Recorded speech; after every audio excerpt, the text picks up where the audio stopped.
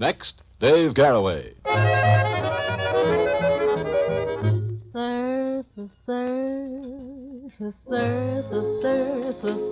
your beautiful old head. Some of us have been up for hours. The early birds and the worms and me and the county got up pretty early this morning, and Jack Haskell, too. And Skitch Henderson looking at those keys and trying to count up to 88 every day and winning again.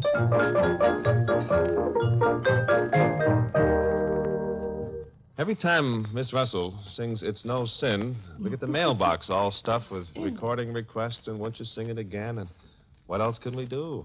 Besides, we like it. I do, anyhow, every time she does it. Take away the breath of flowers. It would surely be a sin. Take the rain from April showers. It's a sin. Take away the violins, dear, from a lovely symphony, and the music deep within would cease to be. Now, honey lamb, honey child, honey bunch, honey head, honey toes, honey ears, honey eyes, honey nose, honey throat, honey bun, honey apple, apple honey, apple. Though you take away my heart, dear, still the beating there within, I'll keep loving you forever, for it's no sin.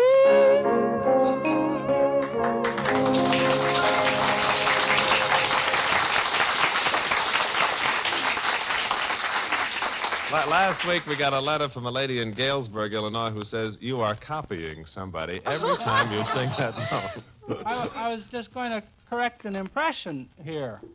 Here. You said that we get a lot of mail, but you didn't say it was all from the ink spot saying please don't. I can understand.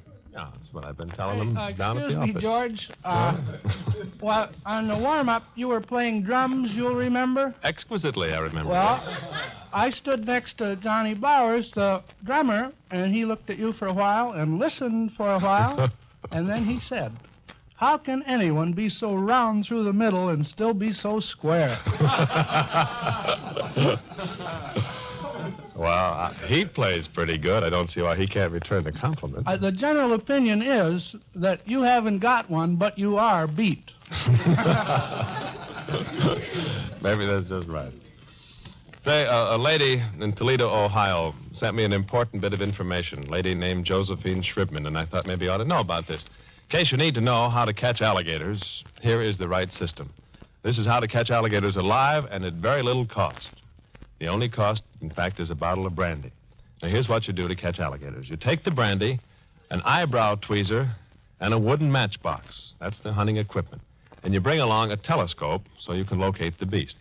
Now, all you do is go out by the riverbank and sip the brandy until the sun is almost directly overhead, and now you'll find the alligators will come out to bask on the sunny bank. But the brandy makes you fearless. Now, you pick out the alligator you want, and you hold the telescope up to your eye backwards so the alligator looks real small. And then you take the eyebrow tweezer and carefully pick him up and put him in the matchbox.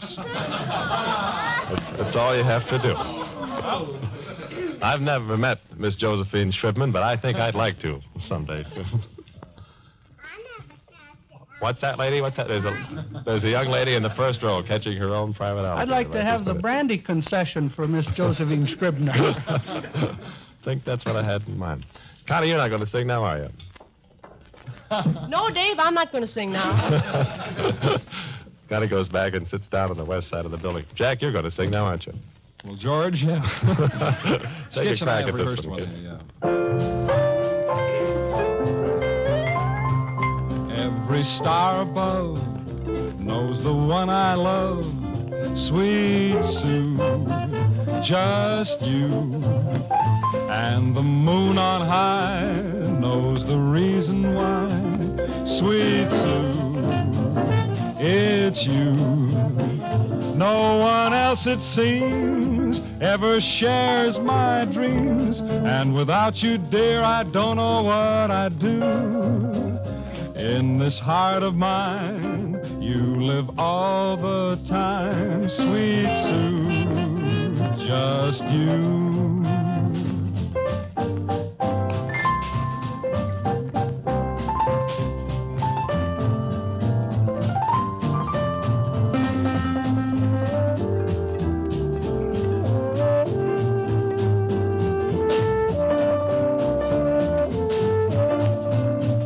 No one else, it seems, ever shares my dreams, and without you, dear, I don't know what I'd do. In this heart of mine, you live all the time, sweet Sue, just you.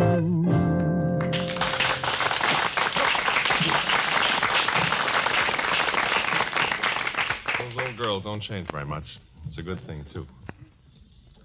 I don't know how true this is, but it sounds as though it ought to be true. It starts out on an island in the Pacific during the last war. There was a lot of equipment being stolen and sold by fellows who worked in a supply depot, the Army on this island. This depot was enclosed by a high fence, but somehow the stuff was being sneaked out through the gates. And the officer in charge of the supply depot knew that one of the men was stealing, but he couldn't catch him at it. Every night, the guy would come through the gate with a wheelbarrow full of old papers and rags and waste. And the officer would have a whole crew of men search the load right down to the bottom, but they never could find anything of any value at all, just junk. Yet he knew the guy was stealing. He couldn't find out what it was. And for a year this went on. Every night the wheelbarrow was full of waste, but that's all. Then the war came to an end, and a couple of years later the two guys met, and the officer said, "Look, pal, it's all over now. I know you were stealing something. Tell me, what was it?" The guy smiled, and he said, "Well, sir, it's pretty simple. Wheelbarrows." Why is that so funny? I've been laughing all morning long. We're getting a second or delayed or orchestral reaction. I'll bet anyone, 8 to 5, that was an enlisted man that was doing that. One of my boys. Say, wait till you and Sketch find out that you were both on B-29s in the war, or have you... I found out. This doesn't raise my opinion of Henderson one bit. No, I can understand from where you were. Back in the tail compartment all the time, where you probably never met a real pilot way up front there, flying the airplane. You fellas just sitting back there playing cards in the gunnery seat or something, huh? Look at that smirky smile around Charlie's face. Connie was shaken when she finished this number a while ago on the rehearsal, weren't you? It's very exciting, I think. Why do you get so excited? It's just a musical number. Yes, but what a musical number. Go ahead and vibrate for us and see if anybody else shakes. We went sailing on a coral sea, starlit waters, my darling and me. Time was endless, love sang its song. We dreamed of tomorrow, now he is gone. I see his lips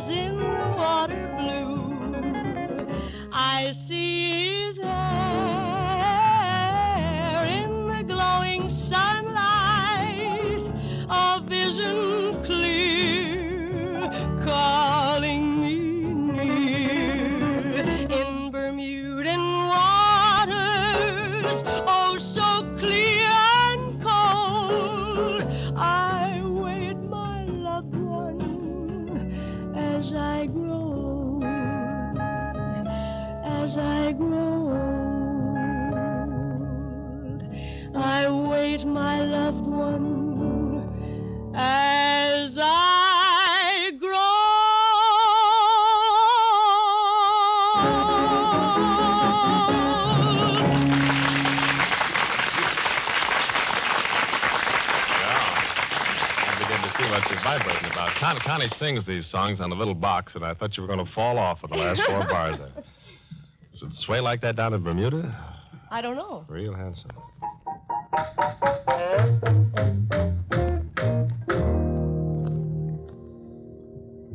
Sketch had a long deliberation with himself this morning as to whether or not he would or would not play Sophisticated Lady by Duke Ellington. Well...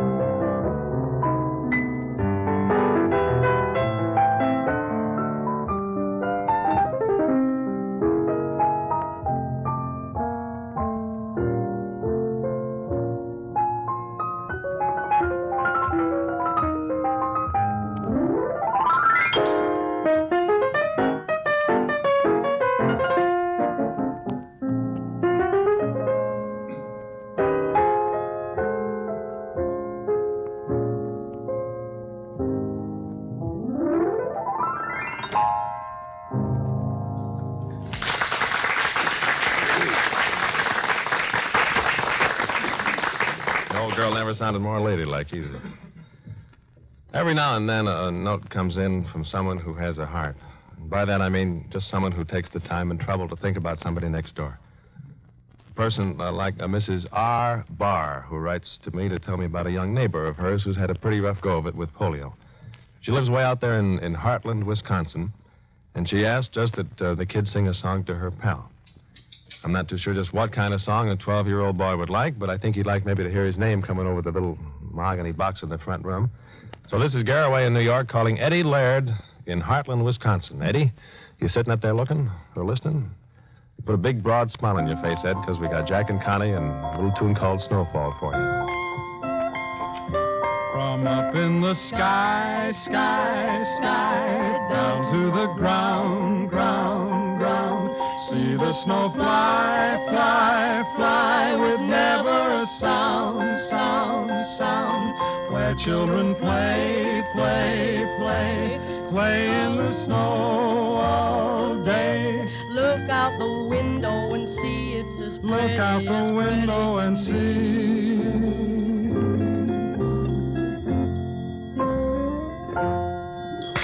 Well, that was a real short snowstorm. Well, I see Sketch packing the piano up to cart to his next show, so I guess we better go quietly. Again tomorrow, small one, in your home, we hope. Until then, Garroway with some love and peace.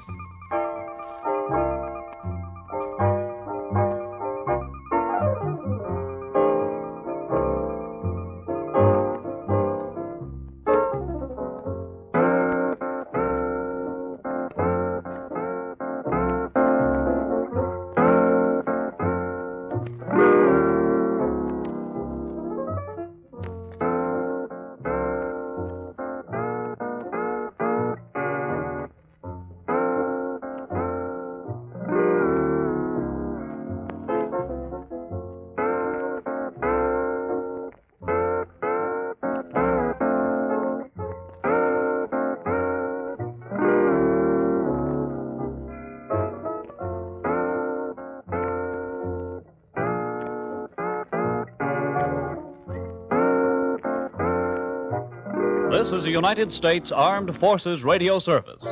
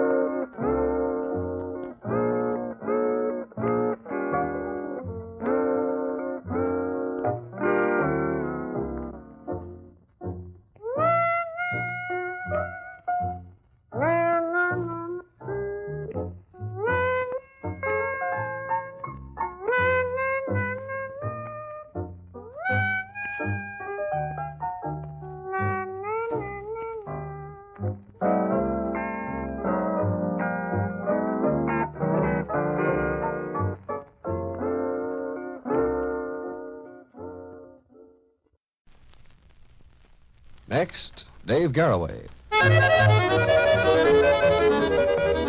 Fry for fry for fry for fry for fry. Well, I see the sun hanging over the yard down there, little princess, and we got Connie Russell driving the old team this morning. Jack Haskell's out ahead, and Slippery Skitch, the Hendersons here.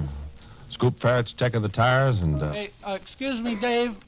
It's like they say, there's no escape. There's no place you can go. They'll find you. There's no place to hide. Are they waiting outside? Right there in the audience is a song plugger from Chicago. I see him back there. Hi, friend. That's so. No, we're getting away from those old tunes these days. They keep bobbing up and about the right place. Button up your overcoat was a big thing in 19 what, Jack? I don't know. Let me see. 28 Copyright, or so.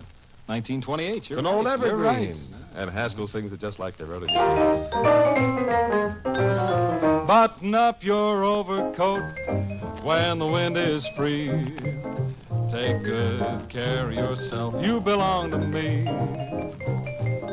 Eat an apple every day. Get to bed by 3. Take good care of yourself. You belong to me. Be careful crossing streets. Ooh, don't eat meats. Ooh, cut out sweets. Ooh, you get a pain and ruin your tum-tum. Don't go out with college boys when you're on a spree. Take good care of yourself. You belong to me.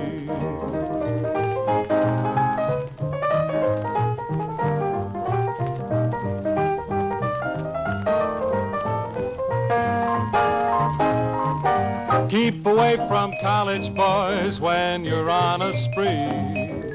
Take good care of yourself. You belong to me.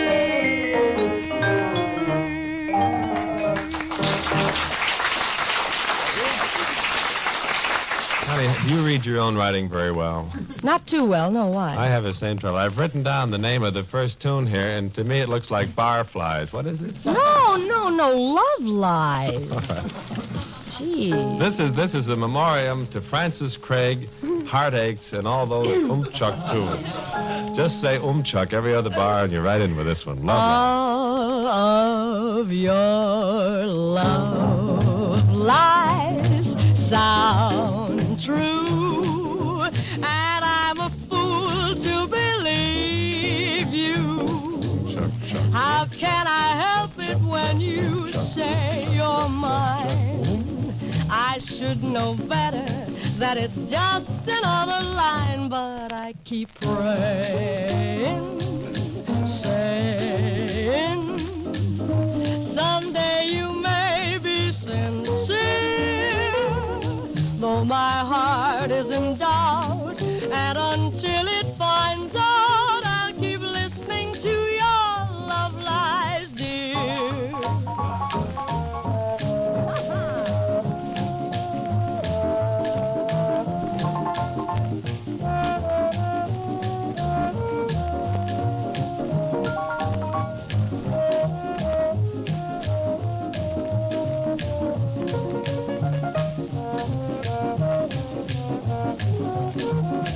But I keep praying, saying, someday you may be sincere, though my heart is in doubt, and until it finds out, I'll keep listening to your love lies, dear.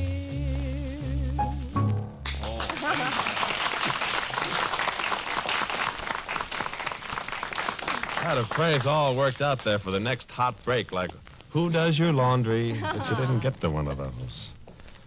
I got a communique here all about a day, a special day, and this particular 24-hour day is to be sponsored by the Housewives of America, or it should be, because it sets out to accomplish something that I'll bet every housewife has been dreaming about for years.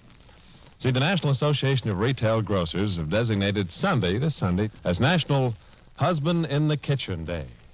Isn't that a good idea, girls? And they mean what they say, too. When you housewives get a migraine attack or you get caught in a late rubber or bridge and stuff like that, and you know how stuff like that is. Frankly, now, why can't your husband make the preliminary dinner preparations or fix the breakfast, huh? That's a good idea, and the grocers who suggest this haven't just said it and then backed off. In fact, they've made a fine little booklet with the intriguing title, What Every Man Should Know About Cooking. You can get this booklet free by simply writing to the address I'm going to give you in a second. I'll be glad to send it to you. The second's over, and here's the address. It's Nargus. It's a special word spelled Nargus. Nargus, 360 North Michigan Avenue, Chicago. And they'll send a little booklet, What Every Man Should Know About Cooking. I think I'll put up a monogram can opener and make some crepe Suzettes this Sunday myself. So if you want to pitch in Sunday, let the little woman for a walk while the men take over the kitchen. Boys, that's what we're here for. After all, gentlemen, we are paying rent on that room, too. Why shouldn't we use it? There's something lousy with that argument. It sounds good. The booklet you might like, Nargus, 360 North Michigan, Chicago, if you would like one. This is a big thing coming up here now. We got the whole team. Skitch is playing and Jack is singing, and we're waving flags all over the place. It's called My Concerto.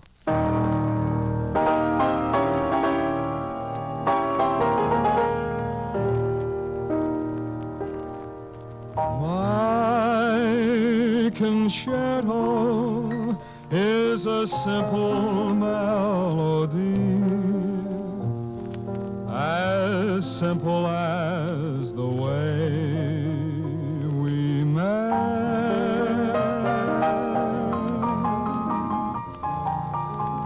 My concerto isn't meant for Carnegie, yet once you hear it played, you'll never forget. I wrote it just for you, with a feeling from within, for no one else but you could make such music begin.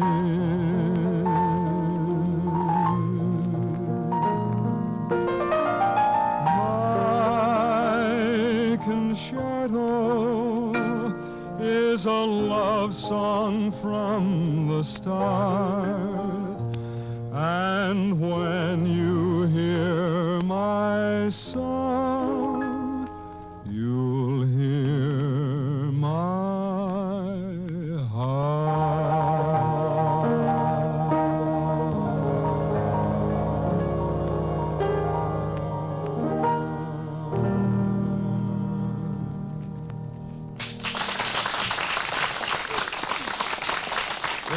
Here's Curly, and a little thing she's worked. There's a grammatical error in this title, Connie, but that's not going to throw you, is it? No. I wish I were, I guess is right, but was comes out. Wish I was a swinging, clinging vine. Wish I was a swinging, clinging vine. If I was a swinging, clinging vine, I'd only cling to that boy of mine. I wish I was a swinging, clinging vine. Hi-ho, fiddly-dee. Tell you what I'd like to be. Hi-ho, fiddly-dee. Here is what I'd really like to be. Wish I was an apple on a tree. Wish I was an apple on a tree. If I was an apple on a tree, a boy'd come along, take a bite of me. I wish I was an apple on a tree. Hi-ho, fiddly-dee. Tell you what I'd like to be. Hi-ho, fiddly-dee. Here is what I'd really like to be.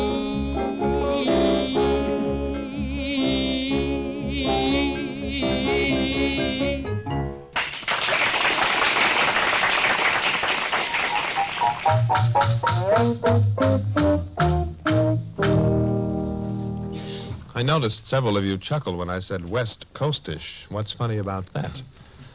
Hollywood is a wonderful place. Let's not have any snickers about that. No place on earth is as romantic and interesting as Hollywood. In fact, that's why, when we can't think of any other place, we send our reporter at large out to the Enchanted Land to look for news items. Mr. Scoop Parrott has just returned from the movie capital, and he brings you again this morning his outspoken, authentic reports on West Coastish events. And here he is now, fearless, courageous Scoop Parrott. Hello, everyone everywhere. This is your reporter at large with news about the Hollywood stars. First of all, Flash. Hollywood has purchased Professor Einstein's book, The Theory of Relativity. It will be made into a movie in the very near future. Einstein's figures will be replaced by girls who have them. Figures. But the original storyline will be followed. The title will be changed. It will be called Albert Plays the Numbers. Here's an interesting item. Lassie, the famous dog star, has a flea, just like any normal, healthy American dog.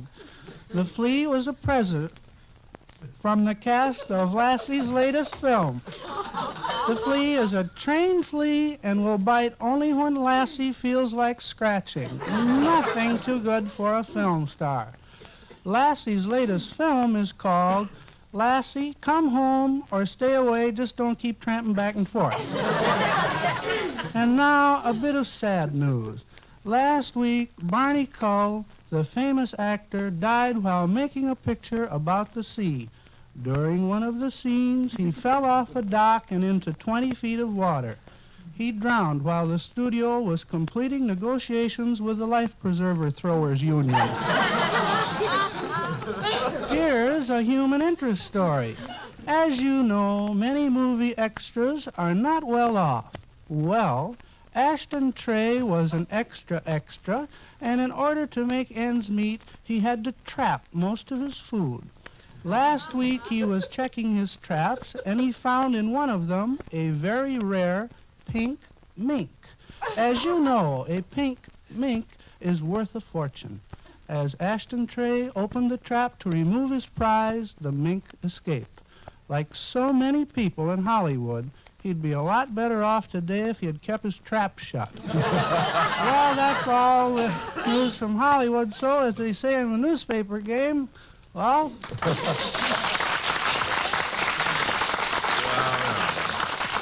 That's our boy. He can't sing so good, but we got people for that, like Connie and Jack, and little duets like this. If you catch a little cold, I'll sneeze for you. On a frosty winter day, I'll freeze for you. If you're restless, I will sail the seas for you to prove that I'm in love. If an onion burns your eyes, I'll weep for you. If you're spying on a friend, I'll peep for you. If you want to jump for joy, I'll leap for you to prove that I'm in love.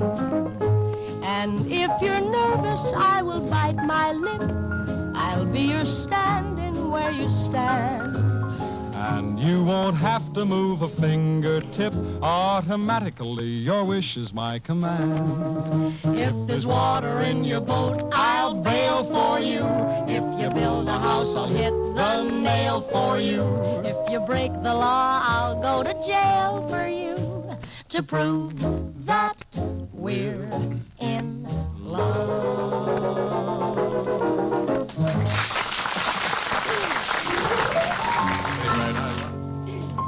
Well, sir, 15 more have slid by fast someplace here, and we got a big weekend, on which I hope you'll drive slowly, figuring that everybody else is crazy, which they probably are. And see you Monday, little one.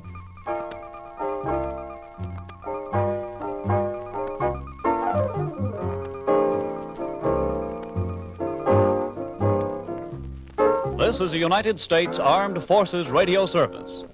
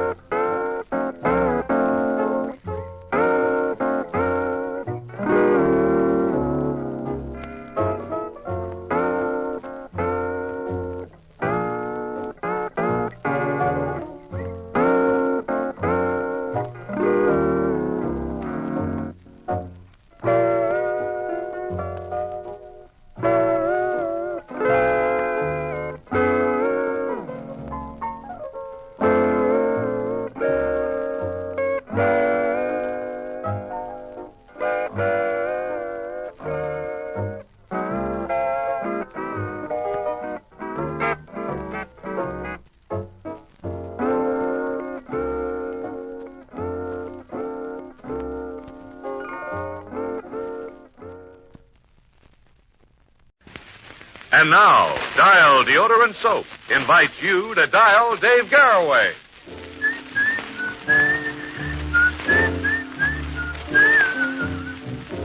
Well, old pal, any French flags flying around your neighborhood today? This is Bastille Day on the calendar, July 14th. Way back in something or other, 1789 or so, the French Revolution began. And they've been doing pretty well with it ever since. But you and I have a little revolution of our own. You kick off your shoes and stop work for a while, and we'll see what's happened around the world today. Quite a thing happened down in Taylorsville, North Carolina. Did you hear about that? Yesterday, a fellow named Boyd Adams picked up a .22 rifle, and he walked out into his mother-in-law's backyard to kill a chicken for dinner. He picked out a big, healthy-looking pullet, and he fired. What happened? A nearby building blew up. Window panes in the farmhouse were blown out. Chimneys were shaken and damaged. He was tossed 30 feet. Windows in Taylorsville, 2.5 miles away, rattled. The bullet ricocheted and set off 5 cases of dynamite inside the storage building. The bullet he aimed at? Nothing happened. Unruffled. Probably about that moment when the explosion went off, his wife ran out and said, "Dear, what happened?" And he said, "Nothing. I missed." Maybe I wasn't there. Isn't it nice to be fresh and clean all over, all day long? If you've had that good feeling, you know that what the boy says here is right. If you haven't, get some Dial soap with AT7 and get that feeling. Dial leaves you really clean, keeps you that way. Now that you can get Dial in shampoo form with AT7, too, your hair can be cleaner and fresher for days longer, and you'll love the way it starts, because Dial comes in a squeeze bottle, the shampoo does, that you can't break if you should drop it in the tub. It keeps your hair lustrous and beautiful and really clean longer. Can't quite make up my mind how I feel today. I've got every reason in the world to feel happy, and I've got a very good reason for feeling sad, too. Yesterday was my birthday, and I'm a year older today. Everybody went around giving me the birthday business, the hearty handshake, and the happy birthday, Dave. And I'm not sure whether it left me happy or not, because the good Lord knows I haven't got much to be sad about. I love my work very much. A lot of incredibly good people have been very kind to me.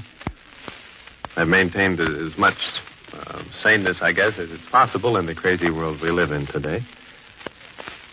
But still, though, you get to think the years are rolling by in single file. Remember what T.S. Eliot said so nicely. I have measured out my life in coffee spoons. And bit by bit it's slipping away. Even though by most standards I'm still a pretty young man, but not by every standard any longer. Over on Central Park West, walking home the other day, one of the kids in the park had a baseball go by him, and it came right at me, and he said, "Toss it back," and I did, as hard as I could. That was last week. My arm is still sore from it. But I could say to myself, I never did throw many baseballs, so that's all right. I notice, though, I get a little winded when I walk upstairs now. But so what? So they got elevators everywhere today. And I notice I don't stay up as late as I used to. But I've found out, on the other hand, that most really interesting things happen in the early evening or even in the daytime. And my barber keeps mentioning to me that I'm getting a little grayer every time I go down there. Well, that's all right. This weekend, an exceedingly attractive young lady told me that there was no hair as distinguished and manly as gray hair. And she was looking right at me when she said it. So maybe I'm ahead there. I find that I don't enjoy dancing very much anymore like I used to. Or sitting around playing poker all night. And those pleasures have gone away. But on the other hand, I find I like books more, and I like music more than I used to. And I like people more, and automobiles. That's at least even. I'm not so old in a way. I am older than Mickey Mantle or Frank Sinatra or Bill Holden or Ingrid Bergman, or I'm older than Eddie Fisher or Maureen Connolly or Judy Garland or Frank Stranahan, to name a few. But there are lots of folks that I'm younger than. Sit here all day. I'm younger than George Jean Nathan or Albert Einstein or Charles Lawton or Jeanette MacDonald or Nick Kenny or Barney Baruch or Harry Truman or lots of folks. So I'm all right. I'm not so bad, really. In fact, I got to thinking of all the things that I have been able to do and how lucky I've been. Balanced, of course, by all the things that I want to do and never have been able to. But I have had just about the best life a guy could have. If I'd sat down 20 years ago and said where I'd like to be today, it wouldn't be more than about an inch from where I am right now. And having the strange and wonderful and thrilling luck to be born when I was and where I was in the most desirable place in this crazy, mixed-up world to be in our own country, I mean, just couldn't have worked out better. So I say on a birthday, and you can say the same thing, too, if you feel it. Let the years go by in single file. Enjoy the life of coffee spoon. And I say, happy birthday, old Dave. You sure got it good. And back to work. By having it good, I mean back to work like saying, here's a fine phonograph record that I like to listen to, and I think you might, too. No wonder he thinks he's got it good. He has. Remember the big hit that the Mills Brothers had with Glowworm? Well, they got another one now. It's a little confusing. But as I figure it out, they used the melody of Humoresque and the idea of Poor Butterfly. And they got the thing together called Pretty Butterfly. And it's a cheerful number rather than the sad one of the original Poor Butterfly. Is that clear to you? We'll sit back and we'll figure it out together here.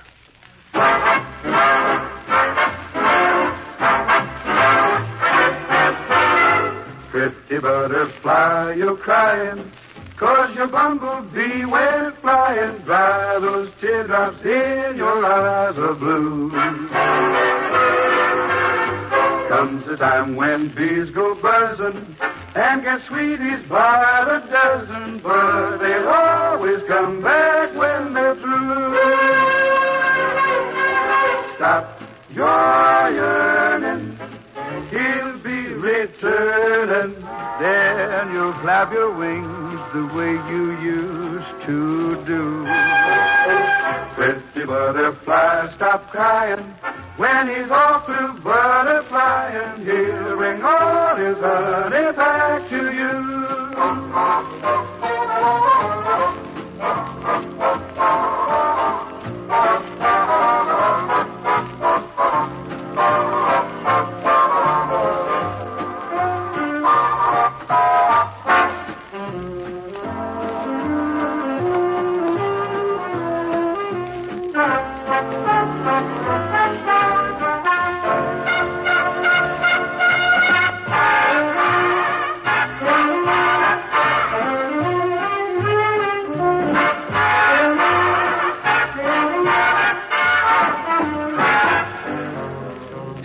Keep building till they back up. Stop your crying or you'll crack up. Have a little patience, butterfly. Oh, bees get busy when they're growing, and their wild oats they start sowing, but they learn a lesson by and by. Keep your chin up. You're still his pinup, and I bet he keeps your picture in his wallet, too. Pretty butterfly, stop crying. When he's off to butterflying, he'll bring all his honey back to you. He'll bring all his honey back to you.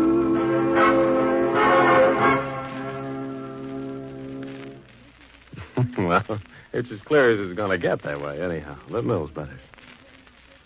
You've noticed, haven't you, lately, that there have been, I think, 6 or 7 states with record-high temperatures in the history of the Weather Bureau so far this year already, and there'll probably be a few more, which doesn't bother our sponsor a bit, nor his product. In fact, the warmer the weather, I think the better he likes it, because he has found that the warmer the weather, the warmer your appreciation of Dial soap, and what Dial soap does for you. Because no matter how much you perspire on the hottest day, Dial keeps you fresh and nice to be around all the day long, not just for an hour or two after you use it in the morning. People who use Dial are glad they use Dial, and if you're one of them, you'll back me up in that, I know. And don't you wish that everybody did? That everybody had found out by this time that Dial is a faint, clean-smelling soap that stops odor before it starts. Just think, no matter how hot it is, just a bath, a tub or shower with Dial in the morning, and you're fresh because you've removed the basic cause of perspiration odor and done it for all day. You've taken away tiny skin bacteria that everybody has.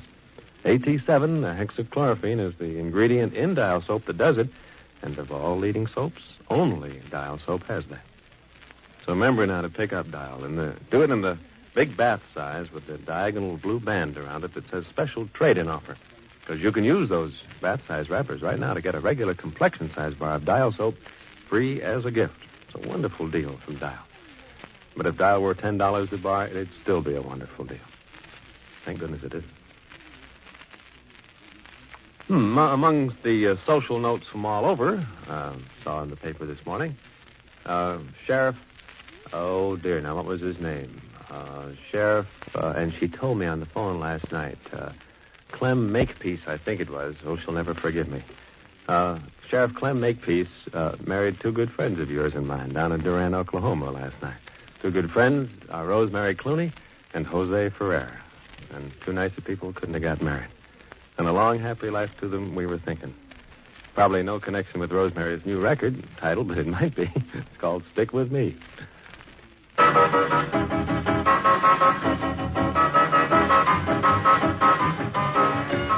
Stick with me and baby, you can have anything. Anything you want is how it'll be. Stick with me and baby, you can have everything. Anything and everything for sticking with me. Hold me tight and baby, you can have anything. Ask me anything and I will agree. Hold me tight and baby, you can have everything. Anything and everything, but stick with me. When we kiss, I know that this is it. Wonderful and wild and crazy. Give me all your heart so I can quit picking petals off each daisy.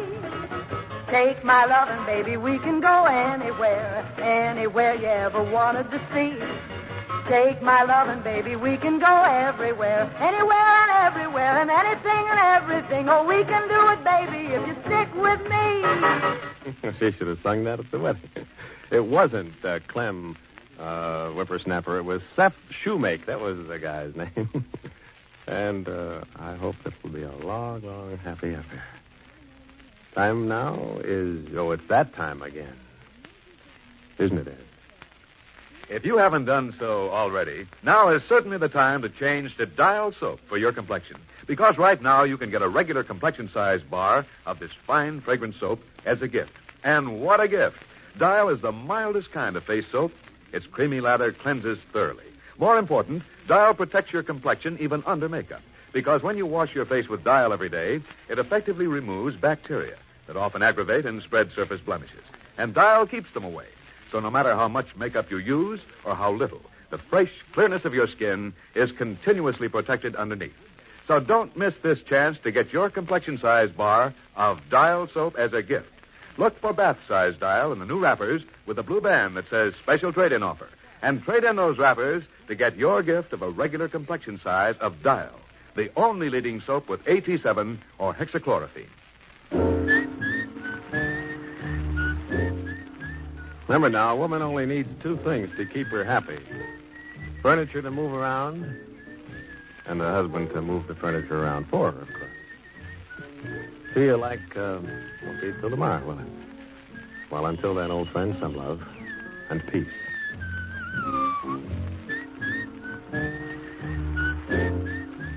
Wednesday and each weekday at the same time, Dial Deodorant Soap invites you to dial Dave Garroway.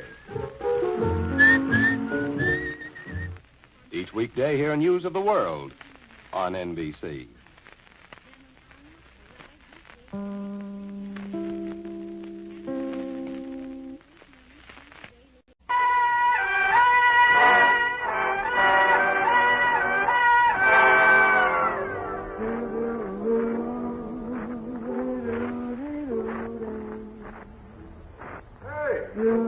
Huh? Hey, you! What's going on here? Apparently you are at some length. Other things, too. The weather looks like it might be the Dave Garroway Show for a while or so. Yeah, you Garroway? There's been some talk, yeah. Well, what does the show consist of? Roughly, you mean? Roughly. Well, Dr. Joseph Galicchio, that's the orchestra, not very rough. Vivian Martin, very smooth. Things like that. The Art Van Dam Quintet over there. Do you know about them? Yeah. Wonderful people. That sounds like it might be pretty good. You got a guest star? Yeah, we have a first magnitude but very small guest star. Is that clear? Not quite. That's good. Oh, Tony Harper is here. Oh. She's a little tiny, real big singer. I know, and do you mind if I stick around through the show? Don't think we can avoid this, can we, old dear? Lie down over there in the corner there with the wrapped up doghouse. And you too, Tiger, if you can get as close as you like. Please come very close, in fact. Put up a foot or two, use whatever oxygen's around your house, and see what you feel about a piece that Dr. Joe and the band have whipped up called... As a matter of fact, I don't think I better tell you the title of this. You just enjoy it in the raw, please.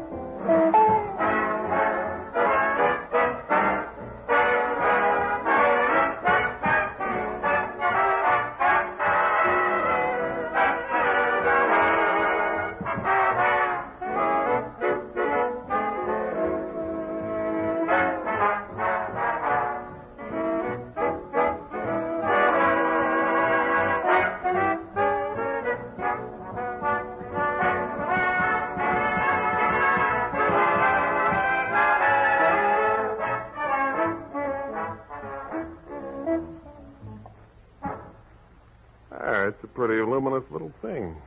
It's called, the tune isn't the greatest series of musical notes that ever happened, but they do get put together rather nice.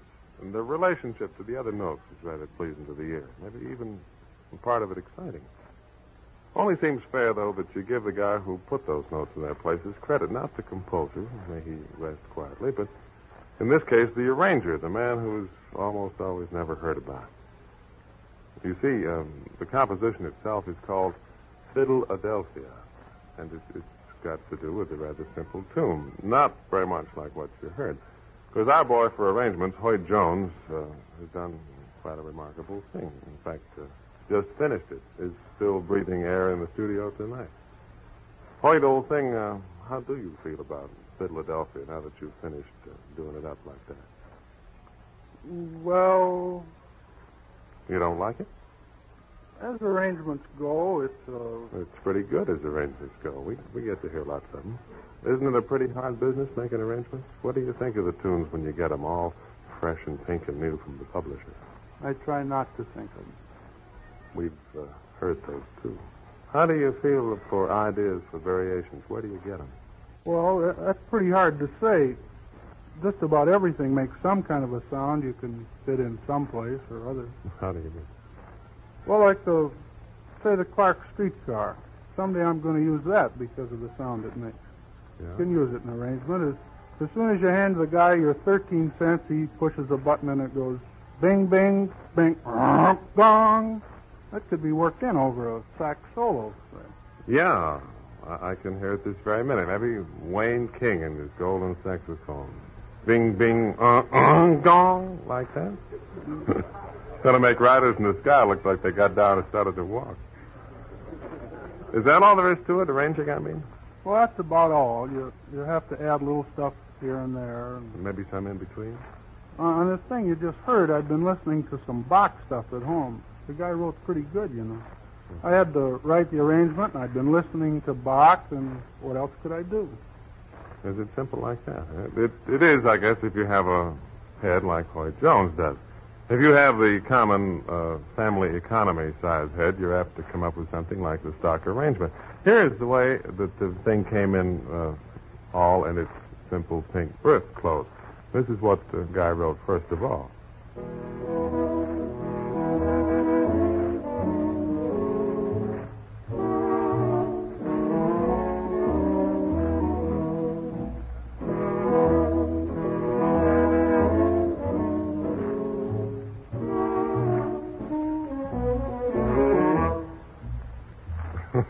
Services will be at 12 tomorrow. He even had words to it, too. I met you in the middle of Fiddle-a-delphia diddle, I think, is the first line of the lyrics. Very charming, really. With an average head, it works out all right. But Hoyt Jones does not have a head that thinks like that. Give him the same start, and he finishes up.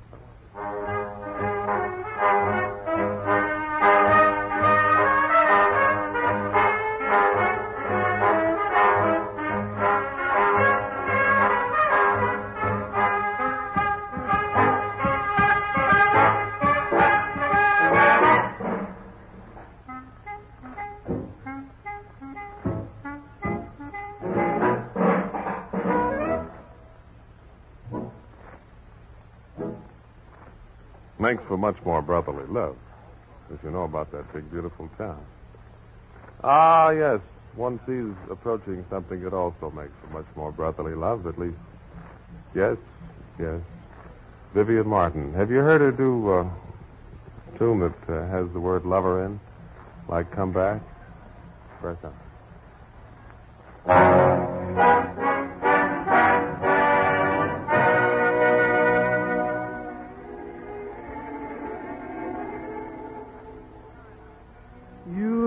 Those lonely hours, you have those faded flowers, when your lover has gone. What good is the scheming, all the planning and the dreaming that comes with each new love affair?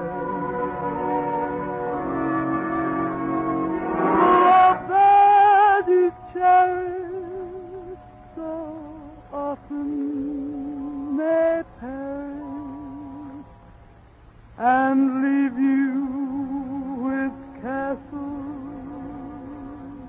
in air.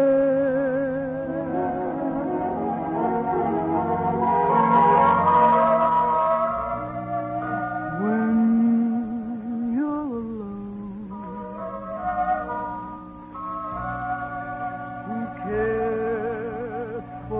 starlit sky.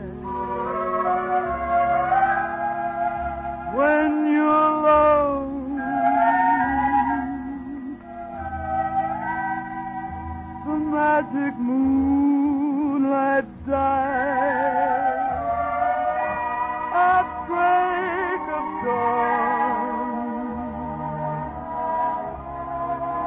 There is no sunrise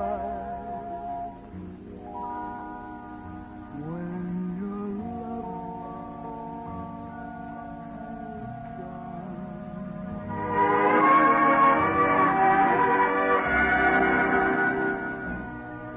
what lonely hours those evening shadows bring. What lonely hours with memories lingering like faded flowers. Love can't mean anything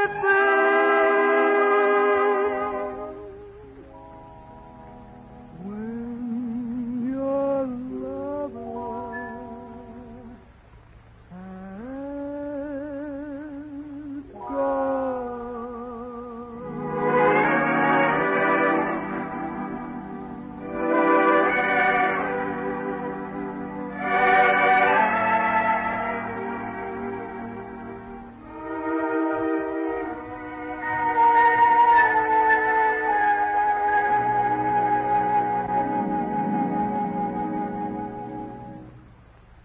And there's the lover who is gone by now. Vivian Martin, who gets about as close, I guess, as you can with just plain electrons.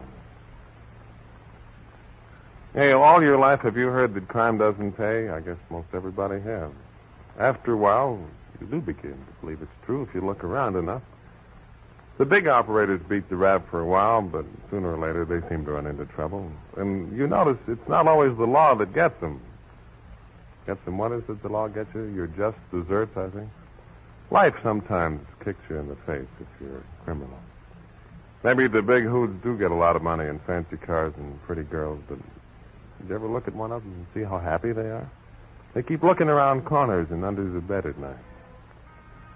Which is just as bad as being in prison, I presume. And sometimes it's the people who love them most who get them into trouble, whether or not they're big ones or little small-time operators. I know a guy who's trying to slip a small one over, or who did. He was stationed in Germany with the Army, and somehow or other he got his hands on a very wonderful, fine miniature camera. Beautiful thing, worth quite a bit of dough. He wanted to get it home without having to pay duty on it, so he sharped around and figured out a way. And it worked, too. He took the camera all apart and sent it home one piece at a time. And you see, there is no duty to be paid on small, unrelated camera parts, so everything went along just dandy. In fact, he wrote his wife and told her to take the parts to a camera expert and have them all put together again. And it worked. He sent the whole camera home, bit by bit, and he was very happy about the whole thing. You know, in the brain, I'm very smart. His birthday came up a little later, and he got a package from his wife with a little note in it. It said, "Here it is, dear. I had to pay the man a little extra to get it done in time, but here's your camera, all in fine working order. Happy birthday." And now he's bought himself a couple of new screwdrivers, and he's starting the whole process over. Of course, Christmas is coming. That's his wife, Mac Holmes. You know how things are. How are things? Here's the Art Van Dam outfit. All tuned. Your carburetor is alive. You've got a new coil tonight. Got dual manifolds on his accordion, and just pour a little gas in and just may go off like a rocket.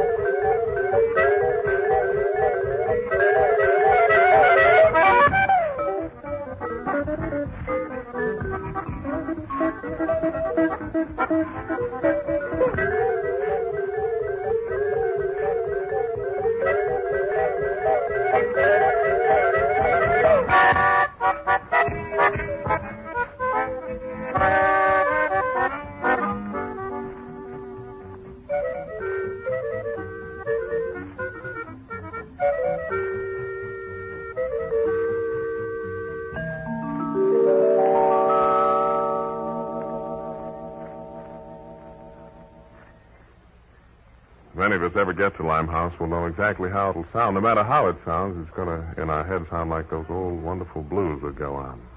Art Van Dam's bunch. Including, by the way, a real pretty note on the end there by Chuck Calzaretta on the vibes. You ever get confused between the vibes and the xylophone? If you live a musical life, maybe no. The xylophone, you know, is a wood block thing, and it sounds sort of like a bunch of bones being rattled around. The vibraphone, which is really very different, although it looks a lot, is all metal, and in those funny little tubes they have underneath, there's a motor with a little vane that goes round and round. And it makes a very vibrant, and maybe that's where they get the thing, aliveness to the tone. Did you hear that last arpeggio that Chuck took? If he didn't turn the motor on right at the end, the note would be there, but sort of dead, like this.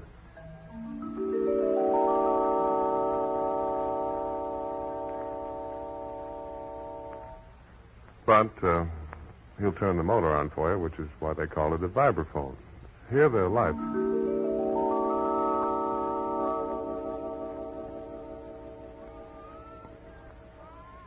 Sounds like a Bugs Bunny picture a little bit. Just a little bit. Hey, here's another little bit. Our guest tonight, Tony Harper, who was here, a while ago. Tony was here about a year ago, I guess, and hasn't grown a millimeter that I can see. Or is that the right thing to say to a young lady of 11.2? You're never sure, you know, how to handle girls. Anyhow, Tony is here, and she's big and is a star. Of course, she's little, but she's a big star. In person. Is this going to be as confusing to you as it is to me? You know about Tony Harper and the wonderful thing that she does. Is it 12 now, Tony? 11. What'll I think of next? Certainly not 12. And yet, at the age of 11, Tony, as a matter of fact, she had this a couple of years ago, has more jazz feeling, more feeling of the true kind of American music that so many of us are fascinated by, than people who've been trying real hard to learn it all their 50-year-old lives. Where it comes from or how she got it isn't particularly important. But every time Tony sings the simplest little thing, it just feels so good. A real adult approach and a wonderful little kid. You can hear that on... We've picked around with 3 or 4 tunes and thought that one that might show it is one that you don't expect to hear it in. Tony Harper's Rockabye Baby. Rockabye baby on the treetop. When the wind blows, the cradle will rock. When the bough breaks, the cradle will fall, and down will come baby, cradle and all. Rockabye baby on the treetop. When the wind blows, the cradle will rock. When the bough breaks, the cradle will fall, and down will come baby, blankets, hankies, yelling and a bawling while he's falling with his cradle and all.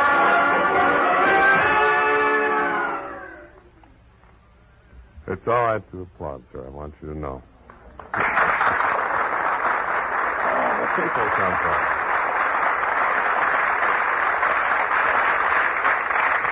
We just don't rent out our applause signs except on Mondays and Tuesdays, and we don't have one around. Anything you want to do is all right. Those are the people who came in for the cool air, which is inside here tonight. You, old tiger, sitting out there with the cool air of your private personality, don't have to worry about applauding. You can just take these incredible little facts that our research expert, Dr. Fenimore Fuffner, digs up, of which sensible people would maybe just as be ignorant. Well, Dr. Fenimore Fuffner, who stands beside me in the charming informality of his shirt sleeves, his cutaway coat having been entirely cut away, as you can see, is alive with all sorts of news about the music. Isn't that right, Doctor? That's right. Thank you.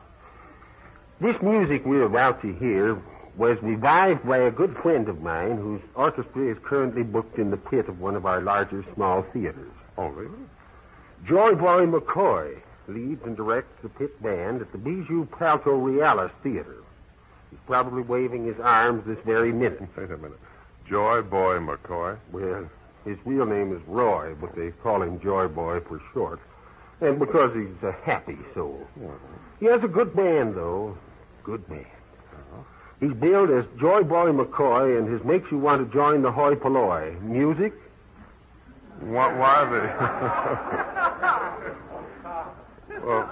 the upward inflection? Well, the Cultural Betterment and Uplift League makes him add a question mark to the word music in his billing. Oh. They've heard him. After every known critic judged his music impossible and Joy Boy himself not responsible, he turned to an allied field and achieved his greatest success. What was that? Radio commercials. Oh, I think maybe I see. He called himself Joy Boy McCoy and his jingles that annoy. Oh, yeah. I've heard them. He had a radio program, too, for a short while. The Convoy Copper Alloy Company sponsored him for one consecutive broadcast. That was probably Joy Boy's most lavish billing. Well, I may regret this, but I'm brave enough to ask you what that billing was. You say he was sponsored by the Convoy Copper Alloy Company? That's right. Well, there's nothing I can do now. Let me have it. The announcer opened the program by saying, "Stagnate and cloy with Joy Boy McCoy on the program sponsored by Convoy Alloy." Dum-dum-dum-dum. Yeah, he's not there, I can understand. He's directing the pit band at the what theater? The Bijou Palto Realis. It's one of our larger small theaters. Sounds like three of them. What's going on there? What isn't going on there? Vaudeville has taken over completely. Oh, I've heard about the big comeback. Who's all appearing? Every kind of an act you can think of. There's Meadows and Fields. Meadows and Fields? They invent things. Right there on the stage. They come out and sit down and stay there till one of them gets an idea, and then they invent it. Right then and there. Wonderful. Just night before last, they hadn't been on stage 5 minutes till one of them invented a sleeveless helmet. That's something I've always wanted to have. Good. Fields one night invented a grass blouse for Hawaiian dances. And the two of them are credited with the invention of the stationary sightseeing bus for people who hate to travel. Well, they're wonderful. Just wonderful. And then there's Atlas McHercules. He rides in on 2 elephants, which ride out on him. Sometimes he cradles an elephant in each arm and dials his girl's telephone number at the same time. The applause is deafening. Yeah.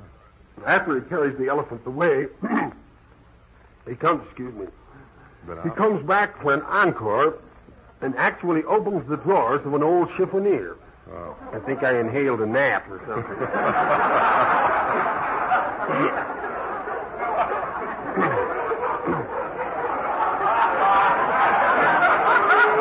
Joke every week, will you? Terribly sorry. Can happen to anybody, though. Where do you get your gnats from? And then, I'll be all right in a moment. That's what I'm afraid of. And there's Lundquist and Platt, songs and patters, juggling, portrait painting while you wait, and babysitting. They're only fair. You're not supposed to sit on the baby, are you? No, not as far as I know. Well, that's what I say. And then there's the Frobley family. You mean there's an act called the Frobley family? What do they do? Well, they just all stand on stage, stock still for 2 minutes, and let the audience look at them. Some folks in the front row reach out and touch them. 4 kids and a dog besides Dad and Mother. Well, why are they such an attraction? Without buying a stick of furniture, they found a place to live.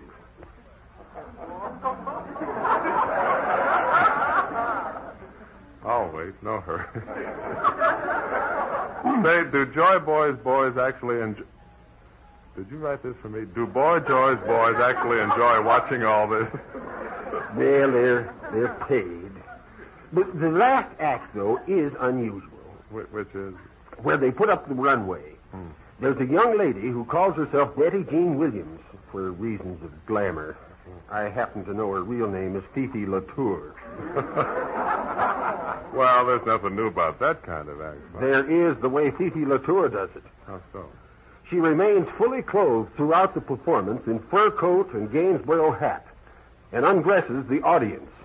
Say, Fly, about the tune, though. Oh, yes, I have strayed. Joseph Galicchio and the orchestra now play the current favorite. She was only a furnace maker's daughter, but I loved her great.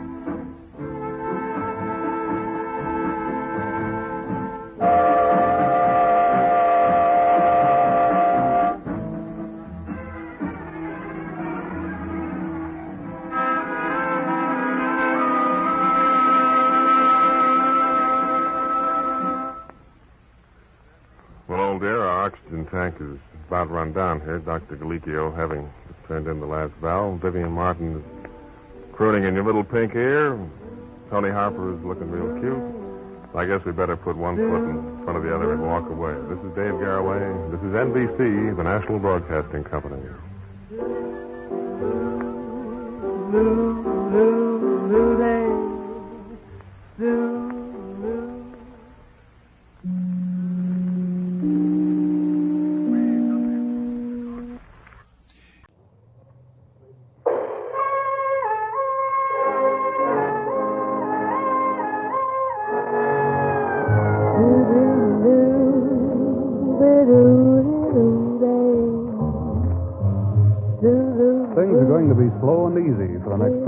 Ladies and gentlemen, because this is the Dave Garroway Show. Among those who will loaf along with Dave are such talented ones as Joe Galicchio and the orchestra, the singer Vivian Martin, a very special guest and authority on velvet type, Mr. Mel Torme.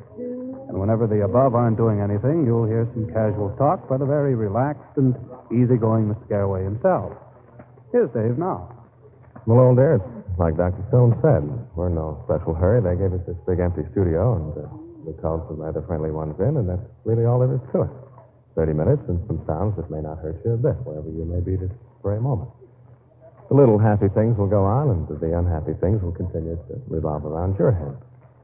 Like the awful tragedy you may have heard about, read in the papers, in fact, that happened down in Texas a couple of weeks ago.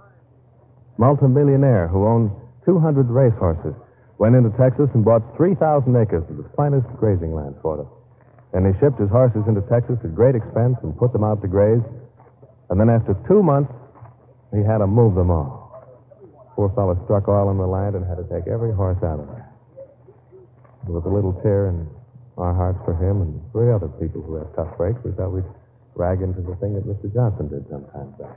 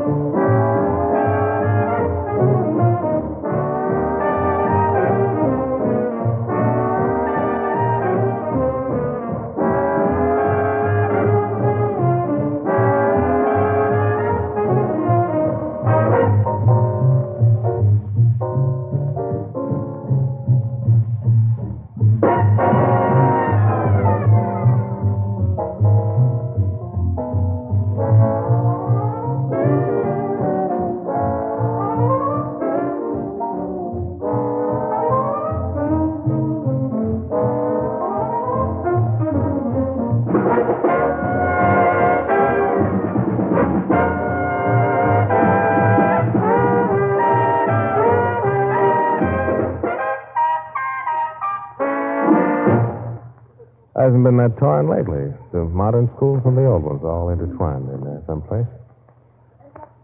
Do you suppose that one of the most frightening situations in the whole world is to get in the way of a woman who is out to do good? I do, and I'll bet you do, too. You know the kind I mean, don't you? The sort of woman who is going to help someone no matter what. They usually make up their minds that someone needs help, and then with the force of a medium-sized tornado, they start helping. The victim gets helped whether or not he needs it or wants it. Maybe they should all be put on an island, those do-gooders, and left to be helping each other. It happened in our town a few weeks ago. Pitiful thing. A lady with a great amount of money saw a little old man and woman standing at the edge of a crowd at a social gathering in one of the less fortunate districts in Chicago. And since she had a lovely home in the country, the do-good came out at her, and she decided to treat them to an expensive and beautiful weekend at her lovely home. They protested when she approached, but no, you're going to have fun at my beautiful home. So she packed the old couple in her car and took them out to the suburbs and sat them down and fed them a beautiful meal. And after an evening of chatter, she showed them to their room. It was her best guest room, too, and she knew they'd be happy there. About an hour later, the little old lady came downstairs and thanked her for the fine dinner and the entertainment, and then said there was one question she would like to ask. And the gracious hostess was as gracious as a hostess can be. What's your question? And the little old lady asked her, "Could you tell me the name of the old gentleman with whom I'm sharing the room?" Or haven't you done that much good lately? You better watch out. They'll take over all around. Vivian looks as though something good is about at least to be done, if you haven't lately. Vivian's new thing tonight is called Echoes, and it may.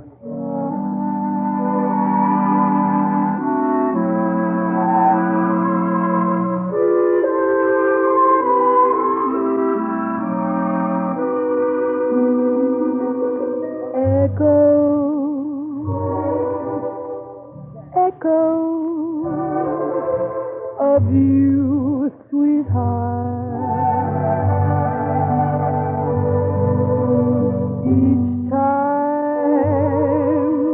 springtime is due to start,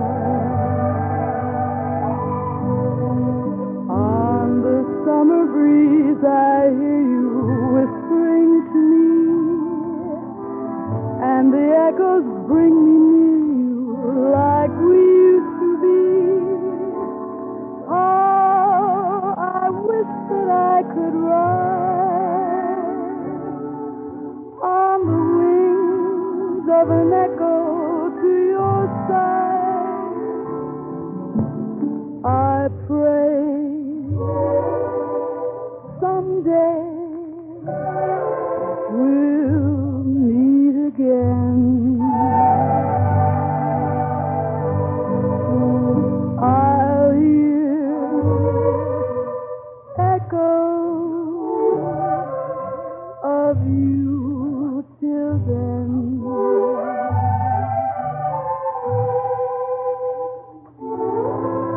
I love you, my darling.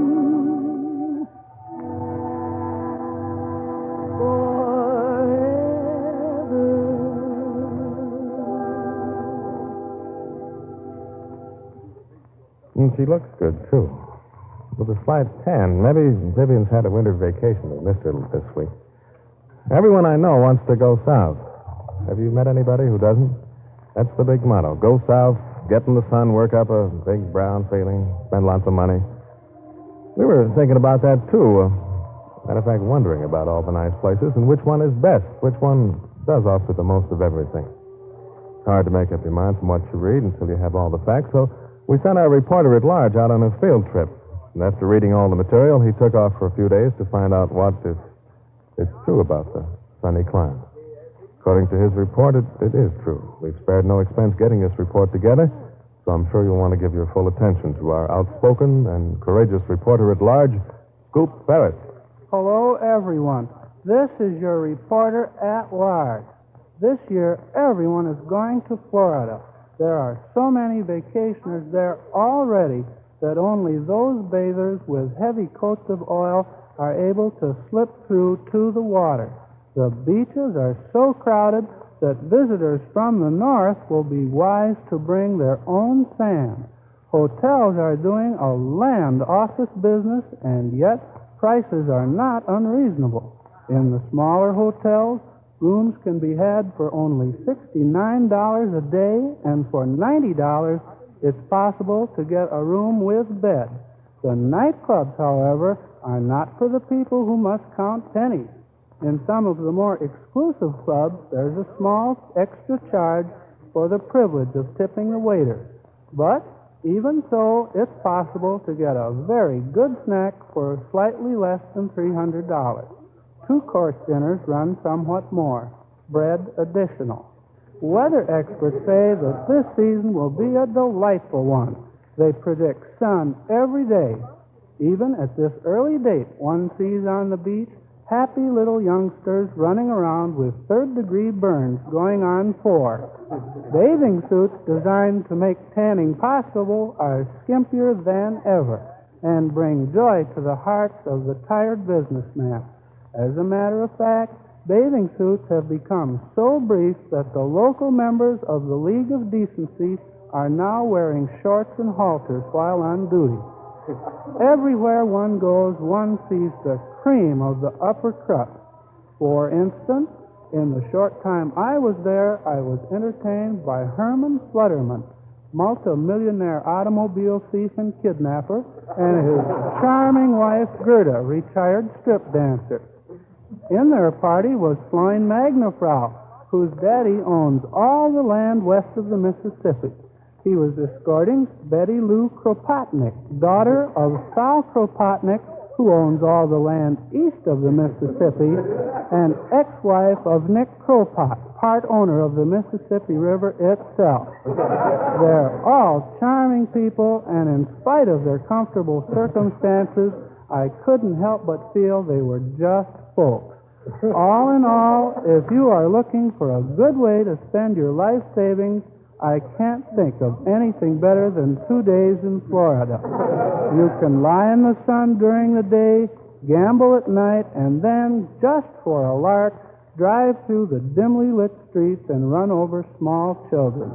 It's a gay, mad vacation land, fun for all. That's what Florida means to me, so until next report, as they say in the newspaper game, 30. See, Joe, I remember when this program was carried in Miami and Fort Lauderdale and little places like that.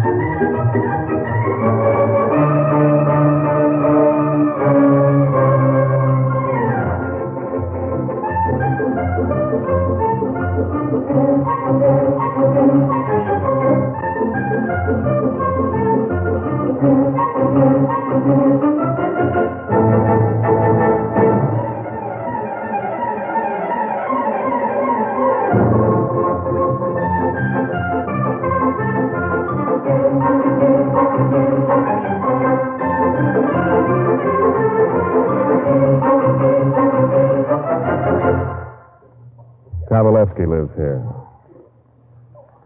He's our guest tonight, the amazing Mel Torme. And I choose the word amazing after some careful consideration. Because Mel really is just that. In show business, there are a lot of people who are very good at one thing. There are a number of people who get by without being very good at anything. People like them, but technically they really aren't what other people in the field call good. But Mel Torme is amazing because of the way people in the know in his own business react to him. Singers say he sings real fine. Arrangers say he's tremendous. Drummers say he plays real good drums. Piano players say nothing but the best things about his piano. Composers look at his tunes with envy, tunes like Stranger in Town and Christmas Song and County Fair and lots more. People who like fine automobiles say that he can take out the small parts and put most of them back nearly every time. We can't have him do all of this, of course, with one swell poop, but we can make the good sound. In fact, Mel says he'd be happy to, till the real thing comes along.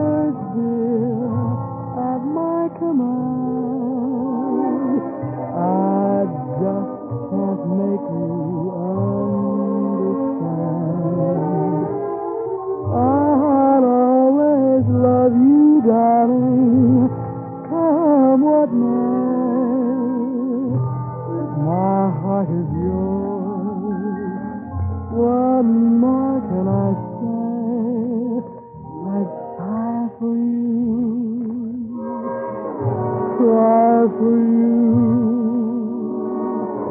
I'd tear the stars down from the sky for you. If that isn't wrong,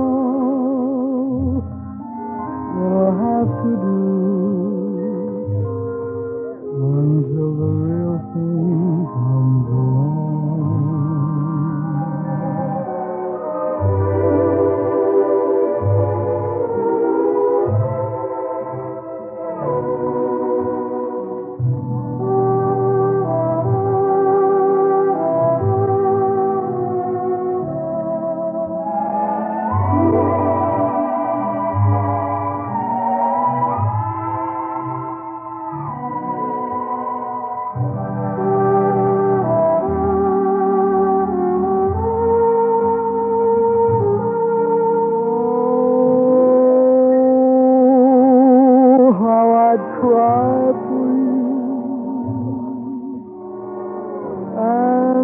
The stars down from the sky for you. If that isn't wrong, what I'll have to do until the real thing comes along.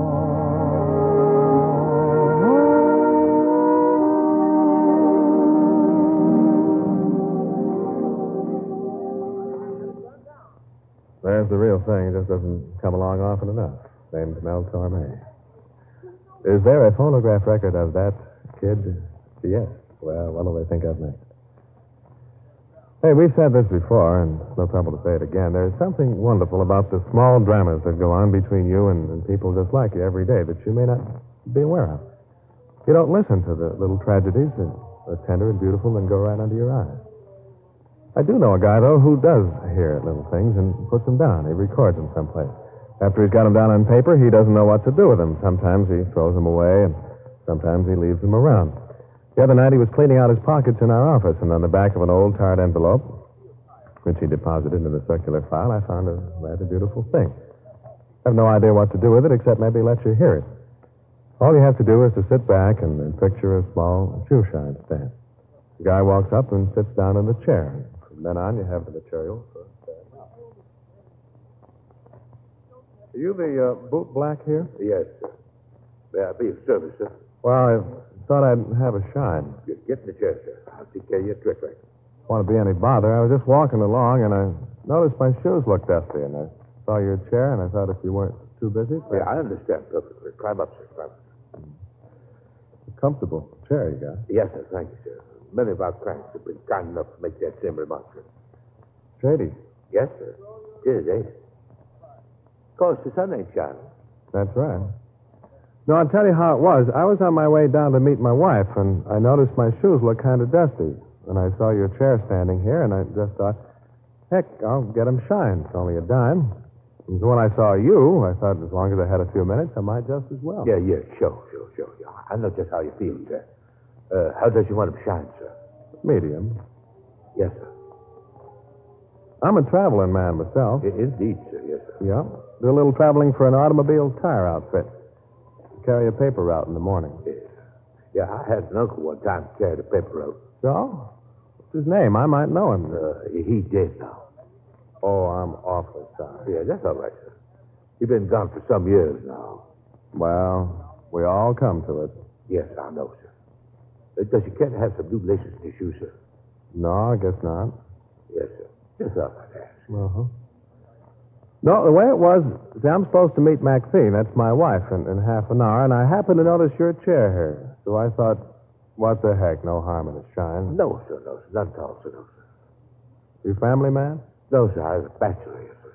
Well, we all come to it. Yes, sir, yeah. I've been married now going on 20 years. That is quite a long time. Seems long. I get awful sick of Maxine sometimes. She's my wife. Yes, sir. She's so doggone homely. That's too bad. Oh, I don't care. They get old. You got to expect it. Oh, yes, I suppose so, yes. We all come to it. Yes, sir, yes. You say you were married? No, sir. I was a single man. Uh-huh. You got a girl? Well, I've been keeping company with a young lady, sir. What's her name? I might know her. Oh, she lives in Peoria, Illinois. Oh, I see. Well, we all come to it. Oh, yes. No, the way it was, I just happened to come along, and I saw your chair here. I generally go down Prairie Avenue when I meet Maxine, but tonight, I don't know, I just happened to stroll down this street, and I saw your chair standing out here, and I happened to notice my shoes were dusty, so I thought, heck, we only live once. I guess I'll just go up and get my shoes shined. You finished? Yes, sir. How much is it? 50 cents, sir. Here you go. Thank you, sir. That's all. Bye. Bye.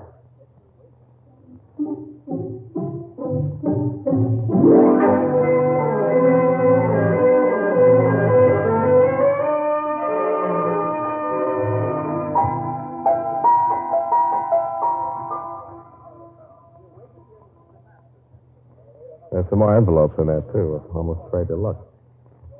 Hey, tonight we're pretty lucky. We have not one, but two handsome guest stars, one of which you don't know about. Mr. Mel Torme, whom you've heard, and of all people you might not expect to find in Chicago, Mr. Dick Powell. I guess you've maybe heard the good news about Richard. His fine show, Richard Diamond, on the wireless radio, is moving into a new what's that, NBC time slot? Yeah. Still on NBC at 1 p.m. Eastern Standard Time, starting next Sunday. And furthermore, it's going to be, I believe the phrase is sponsored, which is a nice thing for everyone concerned. So I thought maybe it'd be nice if we had a few words from the man himself, Dick Powell. Hello, Dave. Just a second, Dick.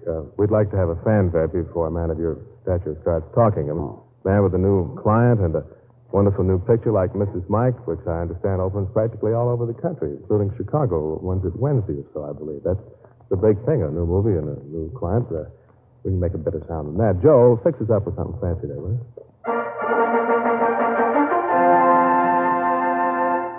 Hello, Dave. Hold it just a minute, Dick. Joe, this guy's a big, tough detective type fellow, you know, private eye. Can't you work out something more appropriate than that old 42A there? The man's got character, you know, Richard Diamond, private eye. That fits the man's character. You got something better? Oh, sure. How about this?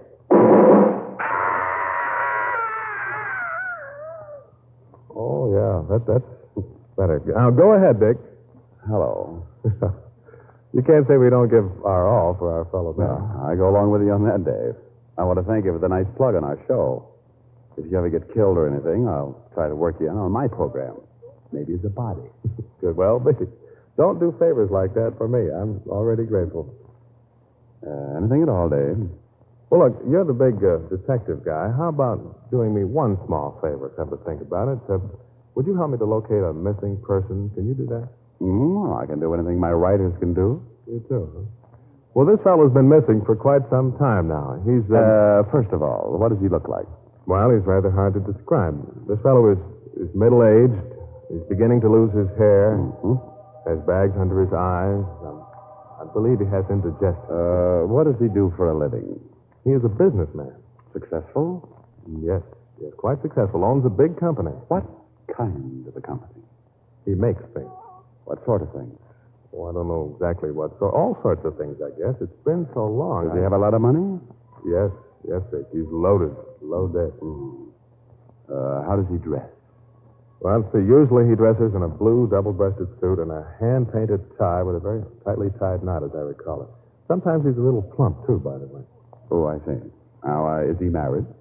Highly married. Always talking about his wife and what a fine woman she is. That's all you know about him? Just about all, yeah. And you want me to find a missing person on no more evidence than that, huh? That's all the evidence I have. I know you can do it. As a matter of fact, you solved a similar case yourself just recently. You mean the case of the missing sponsor? That's it. You think you could locate the one that we're missing on this show, Dave, those cases are just too tough for me. They take too much out of a guy. From now on, I'm going to devote all my time taking care of the one I found. I'm sorry, you'll just have to find your own. Good luck. It may take that, too. Good luck on that new Mrs. Mike when it opens up, Dick. Where's that Vivian? We need a Martin here to make her sweetest sound. She's just overlooking the Dick Powell, which I guess is all right. Come on.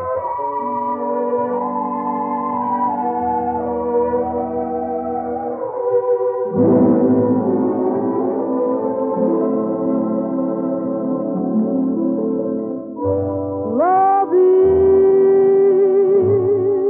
the sweetest thing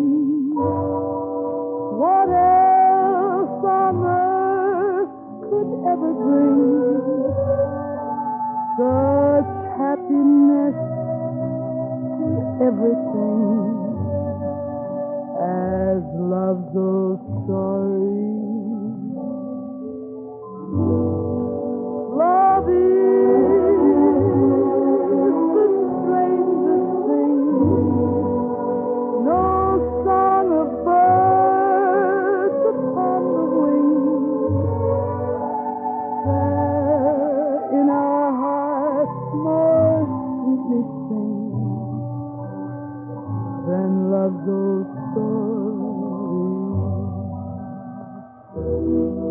Whatever the heart may desire, whatever fate may send, this is the tale that never will tire. This is the song without end. Love is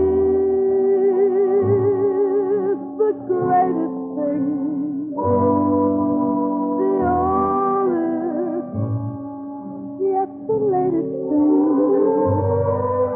I only hope that fate may bring love story to you.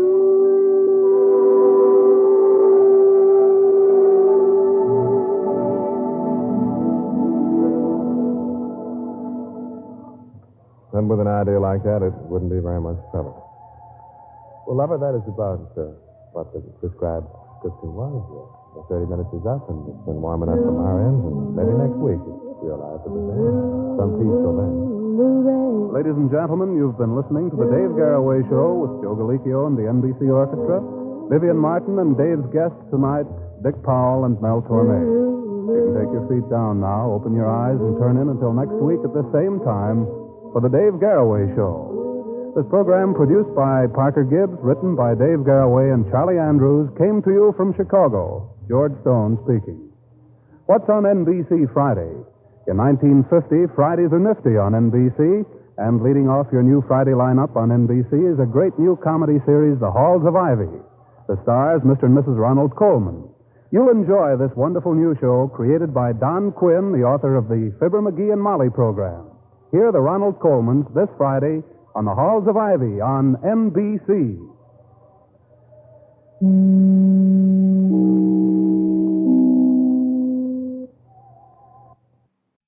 Next, Dave Garroway. Mom, oh, Monday. No big hurry. Here we are. Plenty of time. In fact, the big restful weekend is all shot, huh? We got to try another big one. Start Monday with Connie Russell is my motto, or Jack Haskell, or Skitch Henderson. Feel 15 minutes right off the clock face as easy as can be.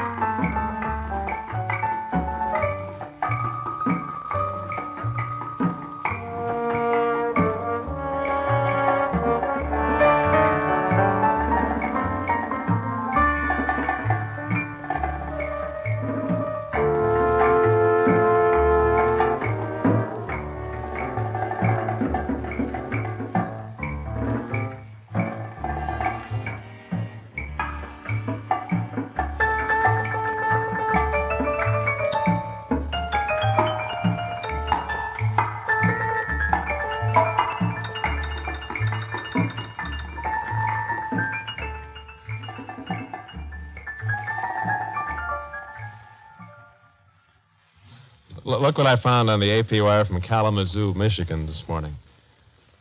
Sergeant Herbert L. Timmons went to Korea, and he didn't have to, really. He was just too honest about something. He was too literal. What happened was he was working in South Bend, and his wife and child stayed in Kalamazoo, and draft papers arrived, and Timmons truthfully stated on the papers that he was not living with his family, because he was working in one town, they were in another. So his draft board thought he meant he was separated, so they drafted him. And Timmons said, by the time I figured out what happened, I was in the Army, and I was on my way to Korea. Mr. Timmons, that's the beautiful part of it, pal. You don't have to figure out what happened. The Army's got guys that just sit there and figure out what happened for you. Oh, well, he spent enough time fighting, though, to collect a Purple Heart, a unit citation, a Korean citation, and corporal stripes. And he's going to be discharged on September 24th and welcome home. Except you know what's going to happen. 3 years from now, he's going to get a note from the Army saying, we have made a mistake. You don't have to go to Korea after all. But it works about that way. This is that real pretty song, Jack. Where'd that come from? The one you had last week sometime. Well, I don't know where it came from. It's just a new song, Dave. It looks like one man wrote it and was afraid to admit it. The words are written by Alan Roberts, and the music is written by Alan Roberts. No, Robert Allen. Oh, you had it backwards. No, I had it backwards. I did? Costello's on first, Rabbit Who's on Merrill's on second, and the song is called Neither Am I. Some things that you should know you don't. Some things that you should do you won't. You're seldom noticed in a crowd that passes by. But, darling, neither am I. You always tell the oldest jokes. You're nervous with important folks. And when a movie's sad, you're not ashamed to cry. And, darling, neither am I. Daily I find, dearest lover, little flaws in your design.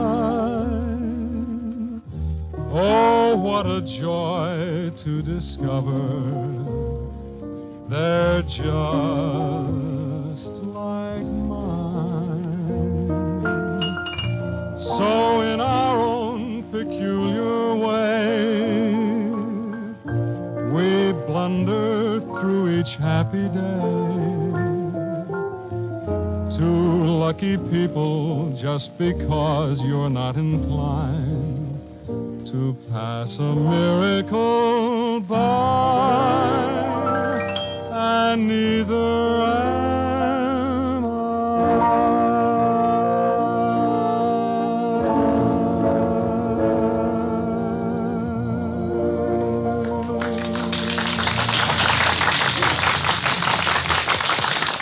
Father, I noticed you sang that entire thing with your eyes closed. What were you thinking about? Or you just close your eyes when you sing? I was trying to remember what the lyrics were. Good reason. I think it's that he can't stand to look at Henderson.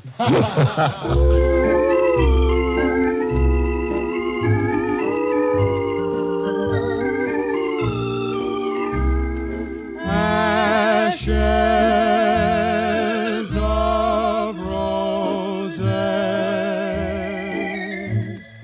say through the years, and my book of prayers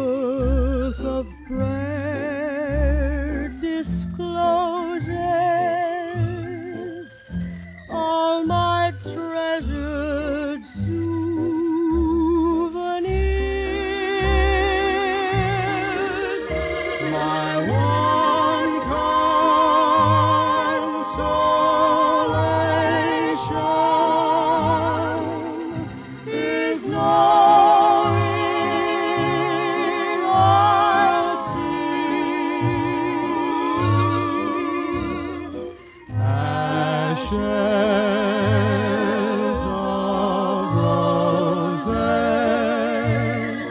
in the prayer book you gave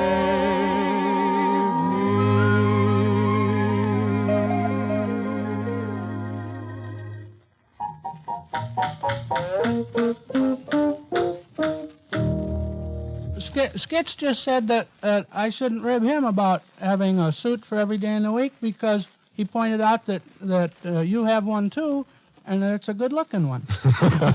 Yeah, I was going to confirm that. It's getting a little old, though. I'm getting another one the same color, so I won't be embarrassed when I change. Dark blue to dark blue. What you going to work on, Father? Honeysuckle rose?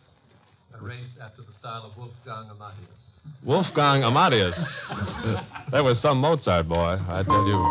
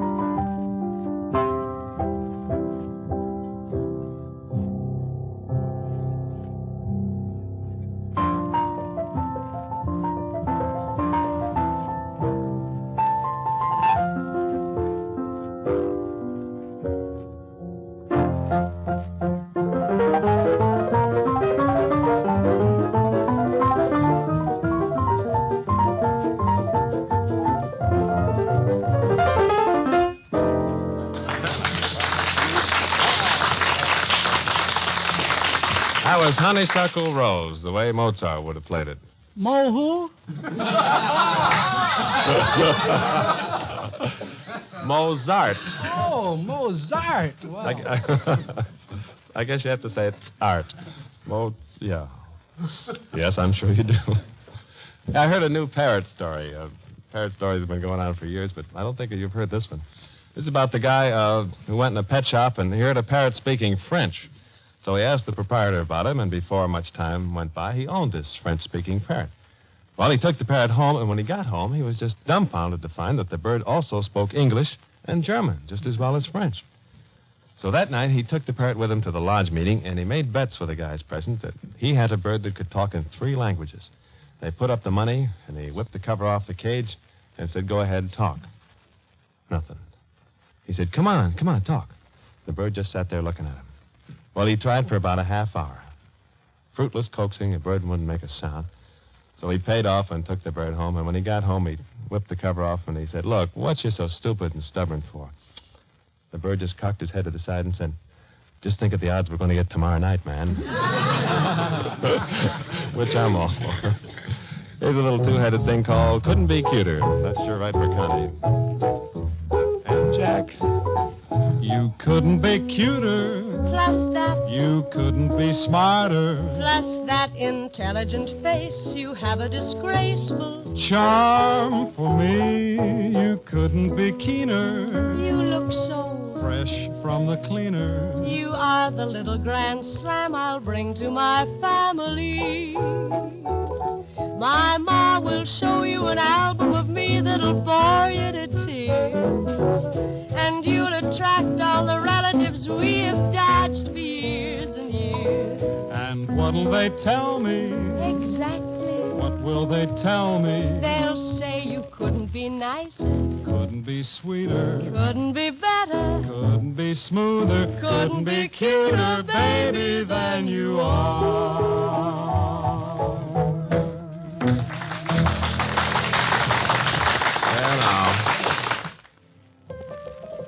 Well, now, that wasn't so hard, was it? 15 minutes, and gee, it's all gone by already.